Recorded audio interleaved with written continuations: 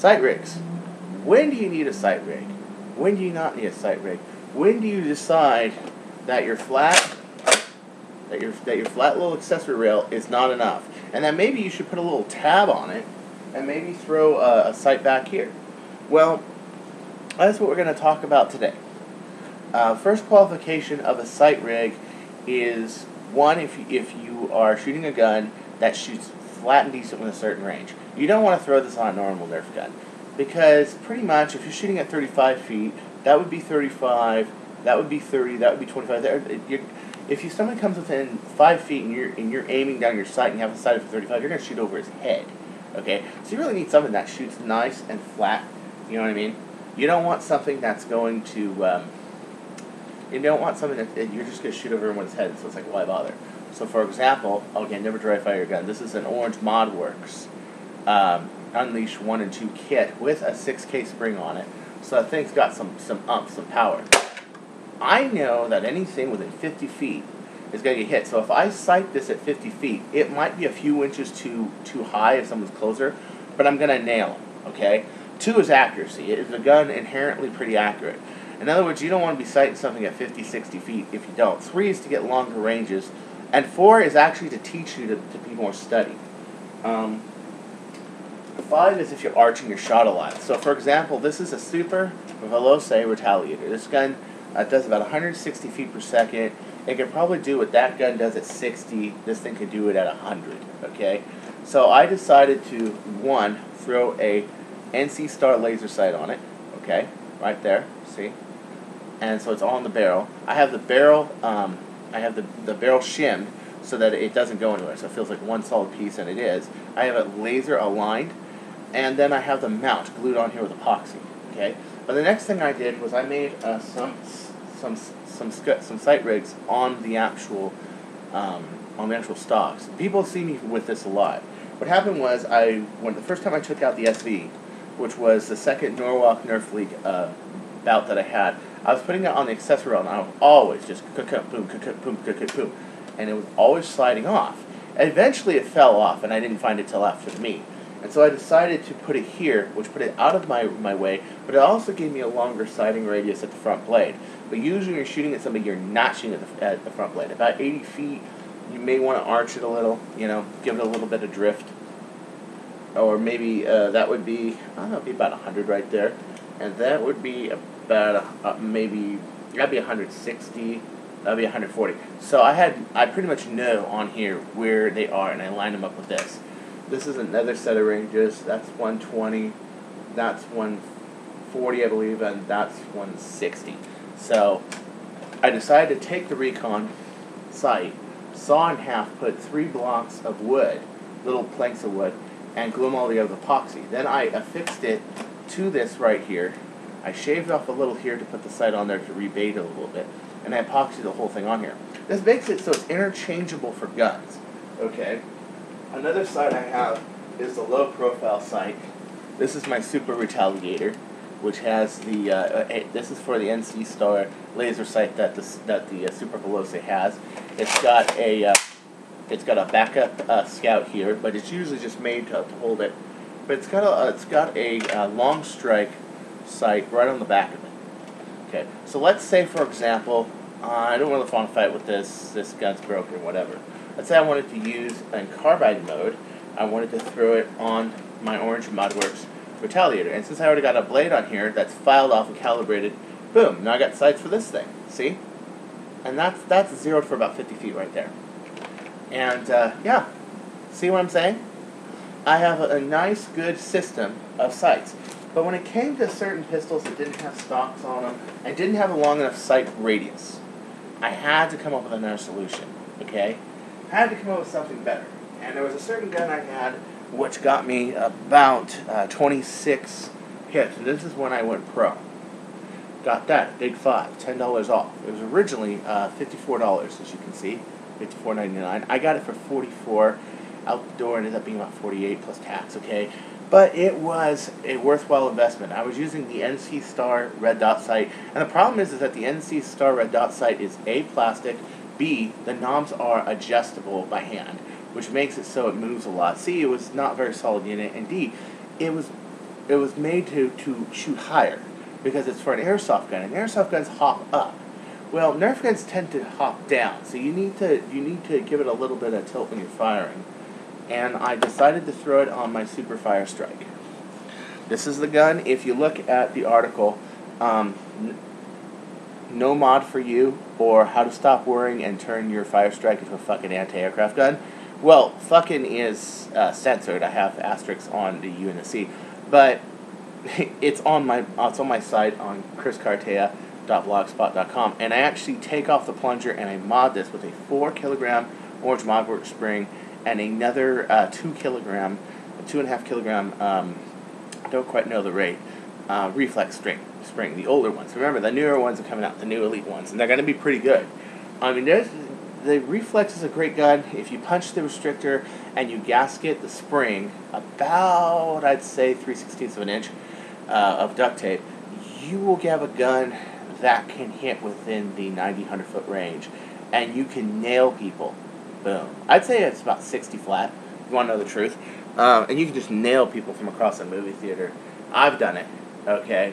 And the cool thing is that if you're way in the back, they don't even know. You shoot people in a thing, you put it in your coat pocket, I had this leather jacket, as always had, and this thing was always on me. It's gotten me in trouble a few times. One time I was test firing it in the bathroom at KDB's in Long Beach, and I actually pissed somebody off. They thought I was shooting at them. And it was a few, gangbangers, and I just said, man, I meant you no disrespect. I'm sorry. I was just testing because my friend's out there, and I just got through modding this thing. I wanted to make sure you shot him. I didn't look like a fool, Got off with a warning. But, and I was pretty good at talking my way out. But still, okay, careful, okay? When you're shooting in private property, careful, okay? So I decided 26 zombie kills, 85 flat. It was about time this gun got a good sight read. Does it fit on the accessory rail? No. Not to mention the accessory rails, if you try to put this on, will bunch together. Unless you're putting these mounts on below, I'd use a piece of duct tape to sort of mount it here. When you got a gun and you're just shooting between people's heads, you go boom, boom, boom, and you're hitting accurately, but you sit there and go, if I had a little more pinpoint accuracy, I wouldn't have had so many misses. That's when you decide to get a professional a professional sight rig for this gun. I thought about 2-power scopes, but 2-power scope would be like maybe that long, and they only have maybe at most 20 inches of sight radius, and you're looking to this little sight. I thought about a tube red dot, but then you're like this shooting, and you don't want to really do that. So here is the lowdown on this. This thing, once you have it zeroed in, it is extremely accurate. I just knocked over this little pipe of PVC over there. Knocked it down, just like that. It's a really cool training tool because you can see how much when you fire you're moving, when you pull the trigger you're moving. These have a lot of trigger creep, so you tend to move a lot. Unlike your match 45 pistols, or maybe of the day when I shot a lot of 629s and Desert Eagles and a lot of guns like that, or your Freedom Arms 454 Castle, very crisp trigger. You pull it back, give it a certain amount of force, there's no jump. It won't jump at all. With these guns, yeah, you're going to have a lot of jump. That's what makes them more inaccurate. Also, if you have a bigger spring, it's going to be harder to engage the trigger catch, and it's going to move more. So you do have to compensate for that, and it teaches you how much you move. And, before I put this on here, I was like, wow, I had no idea. Now I'm like, oh my gosh, I had that much jump on this gun? You've got to be kidding me. I used to hit within the 9 and 10 ring at 25 yards with a 45 automatic. I was bitching at it, and now I'm just all over the map. It's crazy, and you realize, and it will easily show you how much you move. A laser will do that too, but for eyeball reasons, I don't want to do that. Okay? The nice thing is this thing has multiple reticles. Let me see if I can. This is really hard to do. Reverse, but I think you can see it if I get it right. See it? That's what you see. There's a red LED that punches a sight there. They also have ones that have green LEDs, all sorts of different things. I really didn't care for that, so I just got the multi-reticle one. So you move it, goes to big dot, it goes to crosshair. See that? It goes to God, it's so hard. I hate doing stuff in reverse, and it goes to circle. See? See how nice that is? Oh, man. So you can pick whichever one you want. It's also got varying degrees of intensity. You see? God, this is so difficult. Come on. Come on, be nice to me. Be nice. I got an idea. So, like, you can, if you see the numbers on the side here, I'm just going to do this. If you see the numbers on the side, there's little numbers, okay? 0 means off, of course. So you go down like this. 2. Okay, so 2 makes it 2. 1 makes it 1.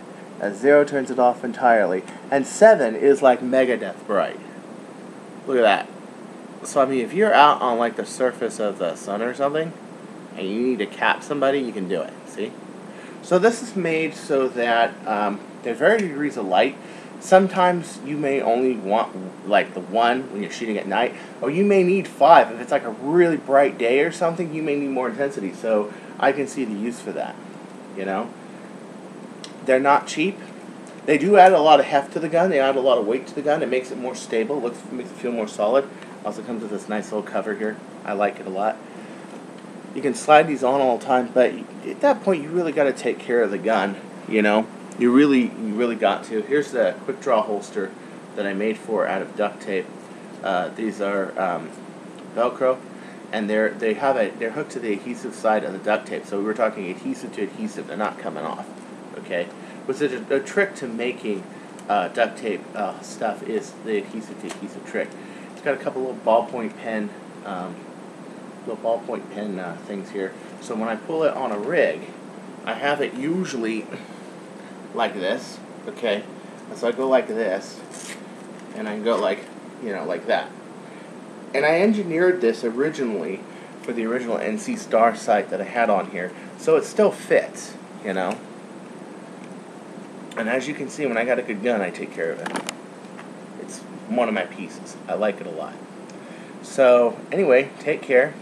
If you want this sight, Big 5 has on sale, $44. This one right here, okay? $44. I recommend you get it. If not, BSA's got a really great one. If you want to start out, start with the NC Star. Though I had a lot of elevation adjustment problems with it, and it ended up being pretty much destroyed. So I say GoPro. You can also play with lasers. You can play at night a lot. You can play with a green laser. I highly recommend you don't. They are bright lasers. They are bright. I mean, you have a foggy day out there. You shoot one into the sky, you'll see it for like 20 miles. I'm not kidding. I don't think anybody should have that kind of power, but you know. But frickin' Dr. Evil wants it. If I just lower the laser laws, I can break out my frickin' laser. Take care, man. Stay crazy, stay happy, and if all else fails, blame it on the booze.